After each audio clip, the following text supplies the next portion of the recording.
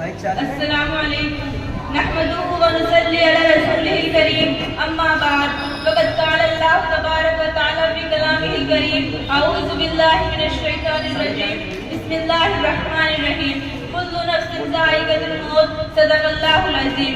موت سے کس کو رستگاری ہے، آج ان کی تو کل ہماری باری ہے. عالی مقام قدر محترم موقر اساتذہ کرام، مہمان اعزام اور عزیز ساتھیوں، میں آج کی رونق بزم میں جس حساس موضوع پر لفظ کی جسارت کر رہی ہوں اس کے تصور سے شعور انسان کے رونگٹے کھڑے ہو جاتے ہیں. دنیا کی تمام آرائش اور زیبائش اور رنگ و رونق پھیکی پڑ جاتی ہے، جس کے بارے میں خود سرور کائنات صلی اللہ علیہ وسلم نے فرمایا، لذتوں کو توڑنے والی چیز موت کو کثرت سے یاد کیا کرو. میرا آج کا موضوع سخن ہے وفات نبی صلی اللہ علیہ وسلم، جس کی نسبت سے آج کی یہ تاریخ یعنی 12 ربیع الاول پورے عالم میں مشہور ہے. ارادہ آپ کی حلقہ کیا سندس میں حضرت نے وہیں پر آخری خطبہ دیا فخر رسالت نے کہ اب میں جلد ہی اپنے خدا کے پاس جاتا ہوں، تمہارے واسطے قرآن و سنت چھوڑ جاتا ہوں. عمل کرتے رہے تم سب اگر تمہیں پیغمبر پر تو مجھ سے عام ملوگے ایک دن حوض کوثر پر. نہ ہرگز بھولنا آپس میں تم سب بھائی بھائی ہو، کرو وہ کام جس میں دین و دنیا کی بھلائی ہو. قابل قدر سامان اکرام، میں نے آپ حضرات کے سامنے قرآن کریم کی ایک آیت تلاوت کی ہے جس کا ترجمہ یہ ہے، ہر ذی روح کو موت کا مزہ چکھنا ہے، خواہ وہ جن و انس ہو، چرند پرند یا درند یا پھر سمندر میں رہنے والی مخلوقات ہو، سب کو ایک دن موت آنی ہے، سب کو ایک دن فنا ہونا ہے. یہی قانون قدرت ہے اور اس قانون قدرت سے کسی کو بھی تبدیلی نہیں ہو سکتی. کوئی نبی ہو، ولی ہو، بادشاہ ہو یا فقیر ہو، موت سے کسی کو بھی نجات نہیں ہے. یہاں تک کہ اس قانون قدرت سے محسن انسانیات فخر موجودات سرور کونین صلی اللہ علیہ وسلم بھی مستثنی نہیں ہے. آپ کی ذات بابرکات ہی وہ واحد ہستی ہے جس کے وسیلے میں یہ کائنات بنی. کسی شاعر نے کیا ہی خوب کہا ہے، محمد نہ ہوتے تو کچھ بھی نہ ہوتا، محمد نہ ہوتے تو کچھ بھی نہ ہوتا، نہ زمین ہوتی نہ یہ آسماں ہوتا.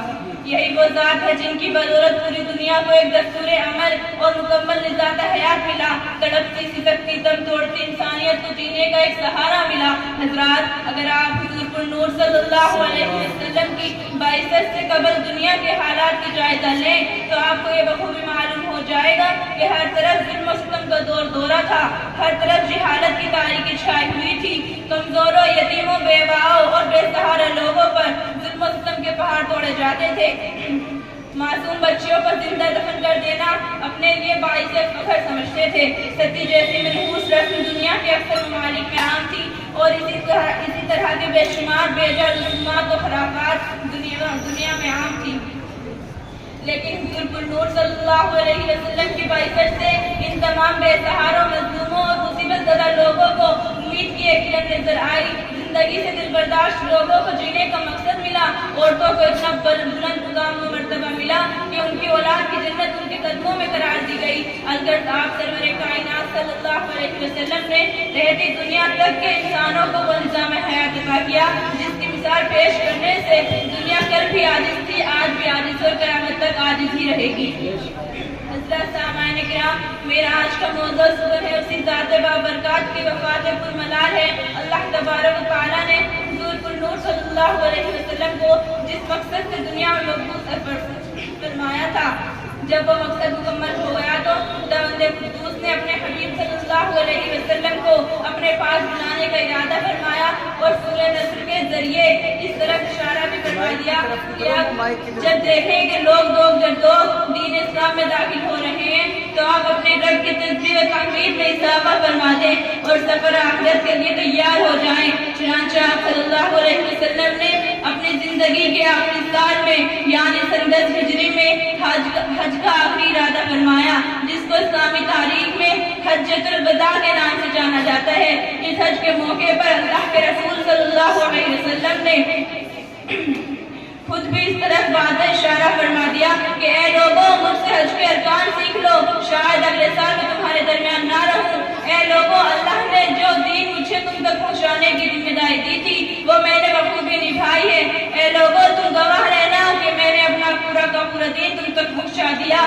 اے لوگوں، عورتوں کے حقوق کے بارے میں اللہ سے ڈرتے رہنا. یہ تمہارے ہاتھ میں خدا کی امانتیں ہیں۔ اے لوگوں، غلاموں کے حقوق ادا کرتے رہنا۔ جہالت کی تمام رسمیں آج میرے قدموں کے نیچے ہیں۔ اب نہ کسی عربی کو کسی عجمی پر ترجیح اور نہ ہی کسی گورے کو کسی کالے پر فوقیت حاصل ہے۔ اے لوگوں، تم سب ایک ہی ماں باپ کی اولاد ہو، اس لیے آپس میں بھائی چارہ قائم رکھنا۔ اسی طرح اللہ کے رسول نے اپنی امت کو بہت ساری نصیحتیں فرمائی، اور اس حج سے مدینہ واپسی پر آپ کو بخار آیا اور بخار نے اتنا طول پکڑ لیا کہ یہی بخار مرض الموت ثابت ہوا، اور آج ہی کی یہ تاریخ 12 ربیع الاول سن 11 ہجری بروز پیر آپ صلی اللہ علیہ وسلم اس دارخانے سے پردہ فرما گئے۔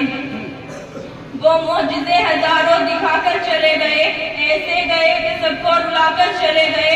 تم چاند پر پہنچ کر کرتے ہو کیوں غرور، میرے نبی تو عرش پر جا کر چلے گئے۔ قابل قدر سامعین کرام، یوں تو حقیقت میں اگر کوئی بھی شخص حضور کے احسانات اور ان کی خوبیاں، ان کی تعریف کرنے کی کوشش کرے تو حق کا اس تعریف کا حق ادا کر ہی نہیں سکتا۔ تو مجھ ناچیز کیا بازار کہ میں جسارت کروں، بس میں اتنا ہی عرض کرنا چاہتی ہوں کہ اے میرے مالک، ہم تمام حاضرین مجلس کی جانب سے دل کی گہرائیوں سے ہمارے آقا و مولا جناب سرور کونین صلی اللہ علیہ وسلم پر لاکھوں کروڑوں درود سلام نازل فرما، اور ہمیں ان کے نقش قدم پر چلنے کی توفیق عطا فرما۔